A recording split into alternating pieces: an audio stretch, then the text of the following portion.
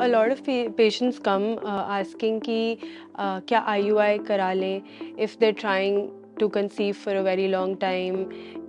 They want to know if IUI is the solution for it.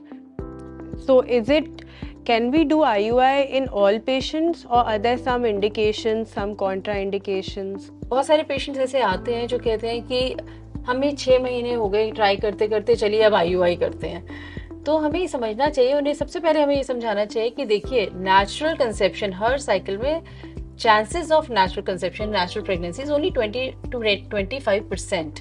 और अगर मैं IUI करती हूँ तो वो सिर्फ 5 से 10% ज़्यादा हो जाते हैं। तो पहली बात तो क्या मैं हर एक पेशेंट में IUI कर सकती हूँ?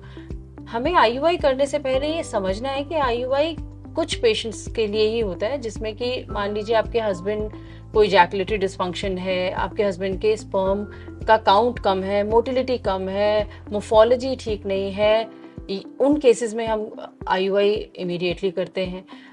मगर हम या फिर आपका ही यूट्रस का माउथ जिसको सर्विक्स कहते हैं, वहाँ पे बहुत थिक म्यूकस है, या फिर एंटी स्पर्म एंटीबॉडीज हैं, उन केसेस में भी करते हैं। मगर बहुत सारे कॉन्ट्राइंडिकेशन भी है। जैसे हम IUI करने से पहले फलोपियन ट्यूब का टेस्ट जरूर करते हैं, क्योंकि अगर दोनों ही फलोपियन ट्यूब ब्लॉक है तो फिर IUI करने का क्या ही फायदा है। अगर आपको एंडोमेट्रियोसिस है तो IUI कैसे कर सकते हैं?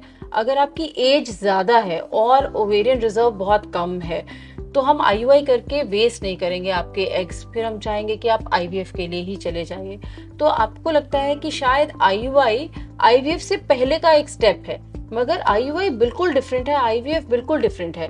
अगर आपको सिवियर एंडोमेट्रियोसिस है, वाइल दोनों ट्यूब्स ब्लॉक हैं, तो आपका IUI सक्सेसफुल नहीं होगा। तो हमें डॉक्टर से की सलाह लेनी चाहिए कि क्या हम IUI के लिए एक बेटर कैंडिडेट हैं, क्या हमें IUI से कुछ फ़ायदा भी होगा, और अगर IUI से फ़ायदा होगा तो हमें IUI के लिए ज़रूर जाना चाहिए। लेकिन अगर हमारी ट्यूब्स ब्लॉक हैं तो हमें IUI के लिए नहीं जाना चाहिए।